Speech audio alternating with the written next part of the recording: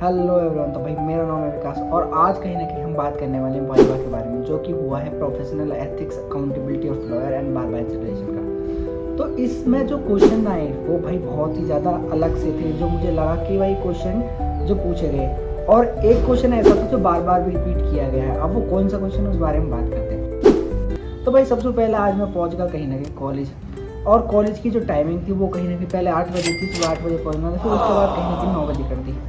उसके बाद जब मैं कॉलेज पहुंचा तो भाई बच्चे बहुत कम आए थे, क्योंकि पता नहीं क्या हो गया था, बच्चे कम आए थे। फिर मैं सोच रहा था चलो वाइवा तो चालू हो ही जाएगा, पर वाइवा भाई पूरे टाइम हम बैठ रहे, वाइवा चालू नहीं हुआ।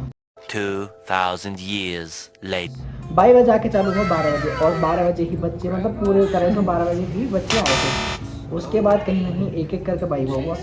अब सबसे बड़ी प्रॉब्लम ये है भाई मेरे साथ कि मेरा नाम आता है विकास, यानी वीसू नाम आ गया, तो मेरा सबसे लास्ट में आ गया। सबका वाइवा हो गया, आखिर में मैं ही बचा जिसका वाइवा रह गया था। मतलब मुझसे पहले जितने भी स्टूडेंट थे सारे मोस्टली कंप्लीट कर चुके थे। अगर तो मैं रजिस्टर स्टूडेंट से पूछ रहा था कि भाई क्वेश्चन क्या पूछ रहे हैं, तो उन्होंने ज़्यादातर जो क्वेश्चन रिपीट किया था वो है कोड ऑफ कंटेम्प्ट क्या है, क्रिमिनल कोड क्या है, सिविल कोड क्या है, इसके बारे में थोड़ा फर्क पड़ा। तो ये थोड़ा मैं पहले ही पढ़ के चला गया था, मैंने कि इसके बारे में पूछ लें।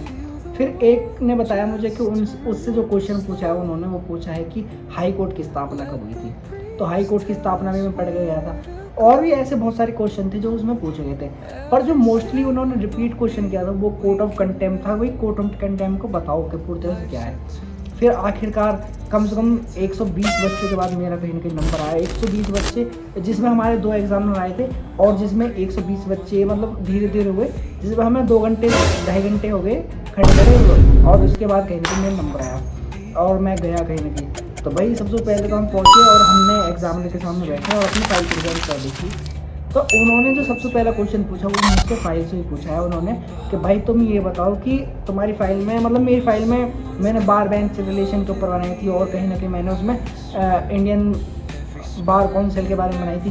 तो उन्होंने सबसे पहले मुझसे पूछा कि इंडियन बार काउंसिल क्या होता है, इसका पूरा एक्सप्लेन कर दो। तो मैंने उसको कहीं ना कहीं एक्सप्लेन करना चालू किया। भाई स्टेट होता है, और कहीं ना कहीं सेंट्रल होता है, और सेंटर वाला जो है कहीं ना कहीं सेंटर के जो एग्जामिनेशन है और जो उसके रूल्स एंड रेगुलेशन है उसके बारे में बताता है। और जो स्टेट होता है वो कहीं ना कहीं स्टेट के अपने रूल्स एंड रेगुलेशन होते हैं, और वो कहीं ना कहीं बार में रजिस्ट्रेशन कराता है बच्चों का।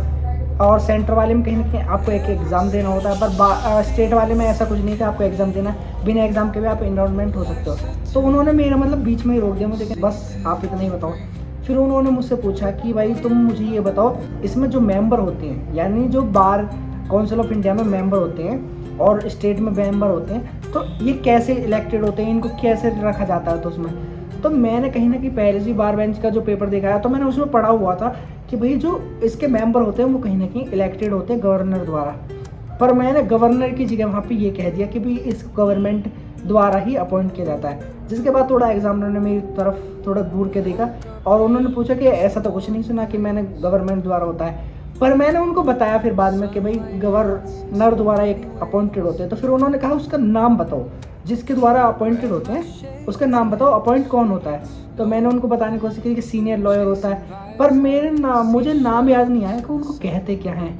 वो होते हैं सेंटर में भी होते हैं और कहीं ना कहीं स्टेट में भी होते हैं। स्टेट में गवर्नर करते हैं, स्टेट वाले गवर्नर, और कहीं ना कहीं जो सेंटर पे होते हैं तो वो गवर्नर ऑफ इंडिया करते हैं उनको अपॉइंटेड। मैं उसी क्वेश्चन को सोच रहा था और कहीं ना कहीं मैं कुछ आंसर दिए जा रहा था। जैसे मैंने सर सीनियर लॉयर होते हैं, तो वो थोड़ा छिड़ गए और उन्होंने कहा कि तुम ज़्यादा इस पर मतलब जोर मत दो, कोई बात नहीं, अगर तुम्हें नहीं पता है तो तुम रहने दो, इसका आंसर मत दो। फिर उन्होंने वही क्वेश्चन मुझसे पूछा जो रिपीटली क्वेश्चन बच्चों से पूछ रहे थे कि भाई आप क्रिमिनल कोड बताओ, यानी कोर्ट ऑफ कंटेम्प्ट बताओ, या क्रिमिनल कोर्ट के बारे में बताओ।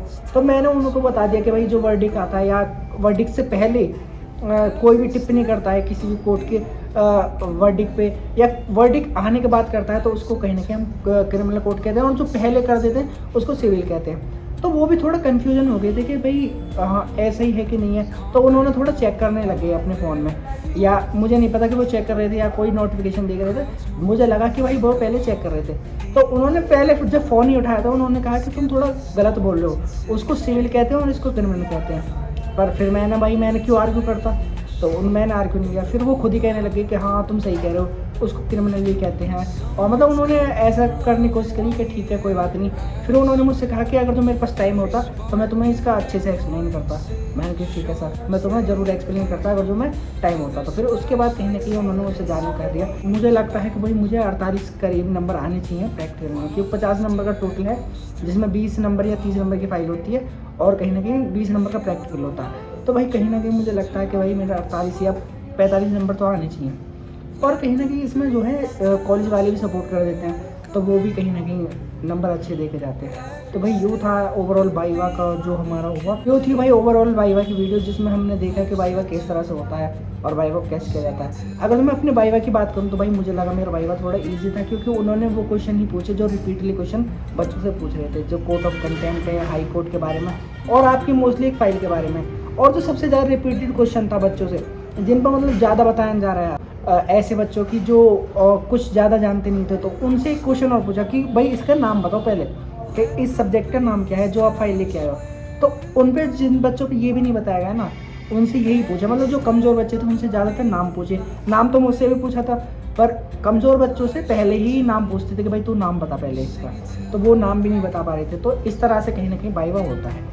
तो भाई यूँ था मेरा पहला एक्सपीरियंस जो मैंने मतलब प्रोफेशनल एथिक्स का जो वाइवा दिया है, और भाई बहुत ही अच्छा लगा मुझे देते हुए।